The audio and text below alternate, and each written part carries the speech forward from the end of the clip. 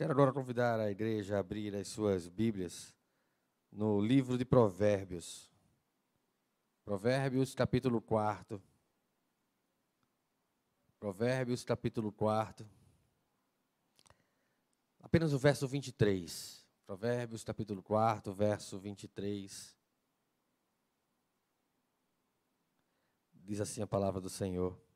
Provérbios 4, 23. Estou vendo nos folhares de Bíblia. Diz assim então a palavra do Senhor: sobre tudo o que se deve guardar, guarda o coração, porque dele procedem as fontes da vida. Até aqui. Vamos ler juntos? Está tão curtinho, mas dá para a gente ler numa só voz, de maneira bastante organizada. Sobre tudo que se deve guardar, guarda o coração, porque dele procedem as fontes da vida. Amém. Quero convidar as crianças a virem à frente, nós vamos orar por elas, com elas, nesse momento. Por nós também, que Deus tenha misericórdia de nós e aplique em nossas orações a sua palavra. Vamos fechar nossos olhos, vamos nos concentrar no Senhor, nos concentrar naquilo que aqui então viemos fazer. Pai bendito, todo-poderoso Deus, Tu és altíssimo, Senhor, Tu és Deus sobre todas as coisas, não há outro além de Ti. Ó Pai, santo, santo, santo é o Teu nome. Santas são todas as Tuas obras, Pai, a obra da Tua criação, de como Tu preservas e conduzes a história da humanidade ao longo de todo o tempo, executando o Teu plano de redenção da maneira que o Senhor determinou antes da fundação do mundo. O Senhor seja glorificado, porque apesar de nós, o Senhor nos amou e nos transportou do império das trevas para o reino do Filho do Teu amor. Nós estávamos perdidos como ovelhas que não têm pastor, mas o Senhor nos ajuntou. O amor do Senhor nos atraiu. E nós agora somos um povo, uma nação de propriedade exclusiva do Senhor. Não há governante na terra que possa deter o que o Senhor tem determinado para a sua igreja. Nós somos um povo com um propósito firme, de proclamar as virtudes daquele que nos chamou das trevas para a sua maravilhosa luz. Que guardemos, Senhor, esse propósito em nossos corações. Que ensinemos, Senhor, as crianças sobre isso, sobre o que é importante na vida, sobre quais são as suas prioridades, sobre o que são construídos os seus valores. E que seja assim também em nossas vidas. Que não sejamos crentes da boca para fora, mas que aquilo que somos em Ti, Senhor, molde todo o nosso coração, molde o nosso caráter, as nossas decisões, as nossas posições, molde o nosso pensamento, não conformado a este mundo, mas transformado pelo conhecimento do Senhor. Ó Pai, que aprendamos a guardar o nosso coração. Em nome de Jesus, Pai. Amém.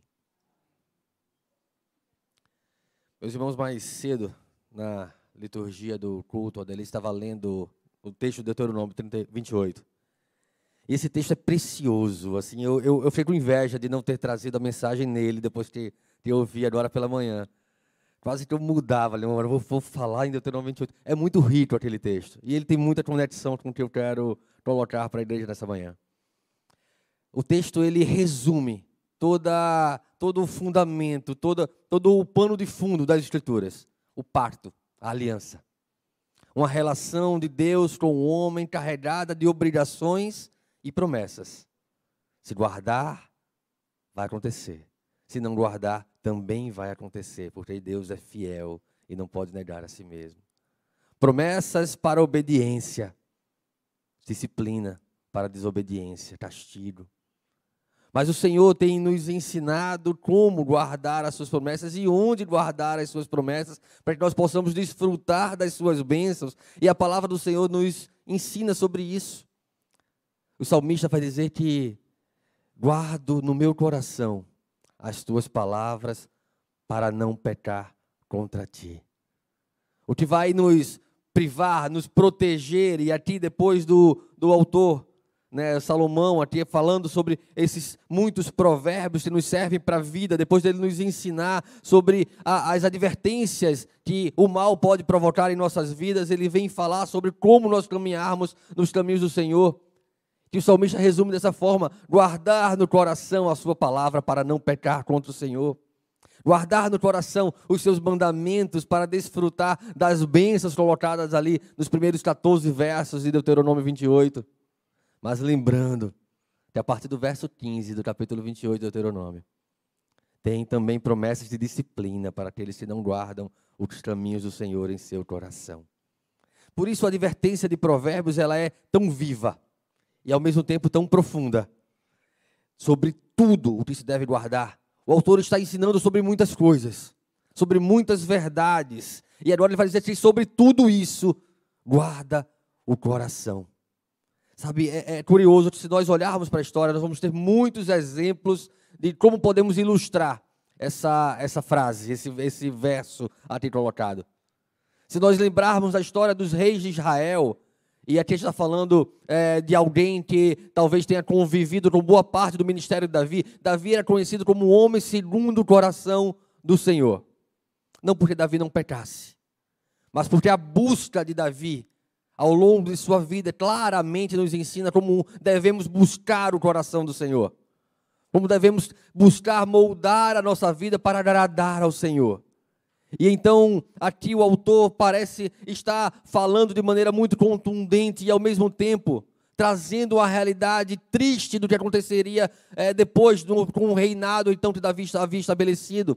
Pois o filho de Salomão, Roboão, tem o seu reino dividido ao meio. A nação de Israel, e até estou usando de um eufemismo, falando de ao meio, né? Porque na verdade a maior parte das tribos ficaram no norte. O reino de Roboão foi dividido, e a causa do reino de Roboão ser dividido, colocada pelas escrituras lá em Crônicas, vai dizer que Roboão não adorou o Senhor de todo o seu coração. Consequências de não guardarmos o nosso coração. Muitos dos nossos conflitos e dos nossos problemas não estão nas causas exteriores, mas naquilo que nós temos refletido do nosso coração. Muitos dos pecados dos irmãos afetam a igreja, não pelo pecado dos irmãos em si, mas de como a igreja trata desses pecados em seus próprios corações. Muitas vezes se portando como superiores e não como suporte uns dos outros. Muitas vezes não nos colocando à disposição de caminhar mais uma milha, de sujar as mãos, de estar juntos, de investir tempo, energia, para que possamos caminhar guardando o nosso coração, para que possamos então cuidar do coração do outro. E então as coisas parecem que nos afetam de uma outra maneira muito mais dura do que deveria afetar. Alguém pecou, alguém fez algo que nós não gostamos do nosso lado, e nem precisa ser um pecado. Basta que frustre a minha expectativa. Logo o meu coração se amargura. Logo eu aponto o dedo. Logo nós nos dividimos. Logo nós criamos as facções, fofocas e todos os outros pecados, que então são decorrentes de não termos guardado o nosso próprio coração. Nós ficamos irados com as falhas dos outros, porque nós criamos expectativas demais. E as nossas expectativas frustradas provocam um dano, uma ferida difícil de ser reconhecida por um coração amargurado. Evódia e Síntique, lá em Filipenses, brigando, conflitando sobre como deveria ser a conduta disso ou daquilo na igreja, Paulo vai dizer: alegrem-se no Senhor.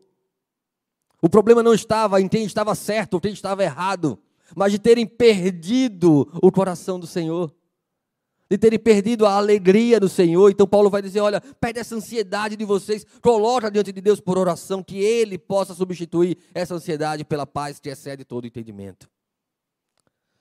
O coração do problema, de todos os nossos problemas, sejam eles relacionais, sejam eles circunstanciais, é o problema do coração.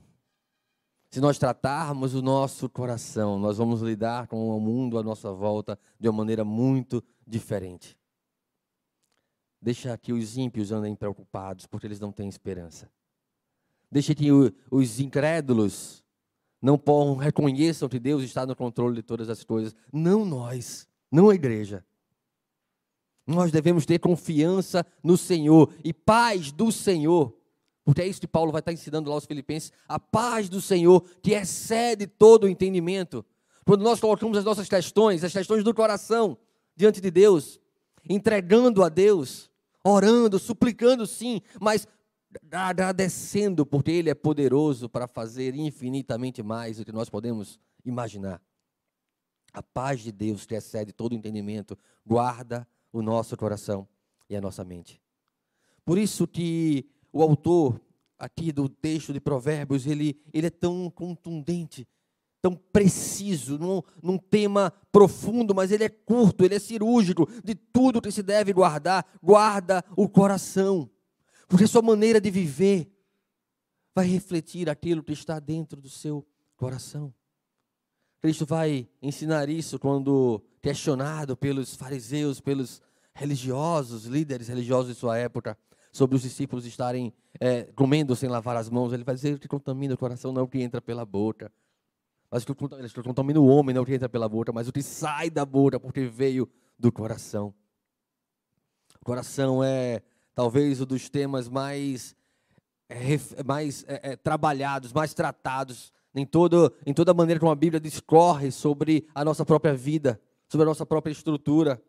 Nós vamos aprender nas Escrituras, em Deuteronômio, capítulo 4, verso 9, tão somente guarda-te a ti mesmo e guarda bem a tua alma, que te não esqueças daquelas coisas que os teus olhos têm visto, e se não apartem o teu coração todos os dias de tua vida, e se não apartem do teu coração todos os dias de tua vida, e as farás saber a teus filhos e aos filhos dos teus filhos. Guarda a palavra de Deus no coração, transmite ela.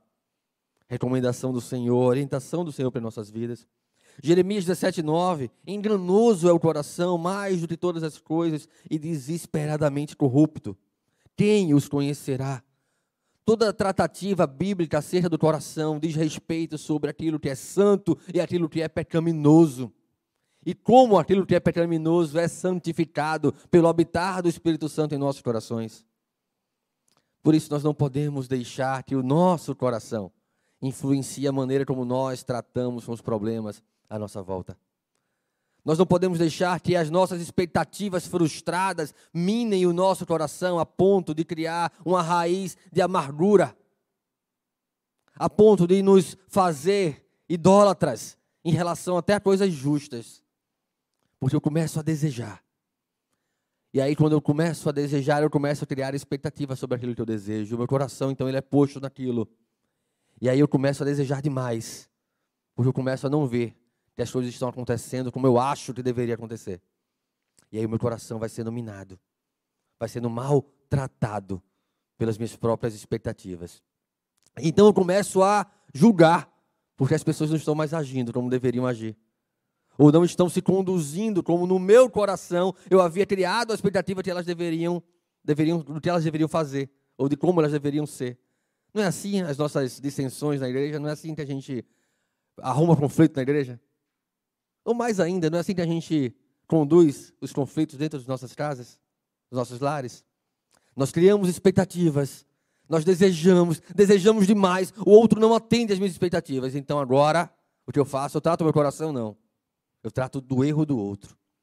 Eu aponto o erro do outro. Eu cresço para falar de como o outro deveria ser ou fazer e não está sendo e não está fazendo. Eu deixei de cuidar do meu coração. E no fim do dia, o maior pecador sou eu. Porque em vez de tratar das minhas expectativas, eu deixei que elas se tornassem um ranço pecaminoso no meu peito. E moldasse o meu entendimento para longe do Deus vivo. E então, em vez de eu tratar do problema de maneira amorosa, de eu exortar, eu me ponho como juiz. Eu me ponho como alguém que julga, condena, sentencia. E aí eu faço fofoca. E aí eu começo a criar caso. E aí eu fico de birra. E aí eu fico em casa mal-humorado.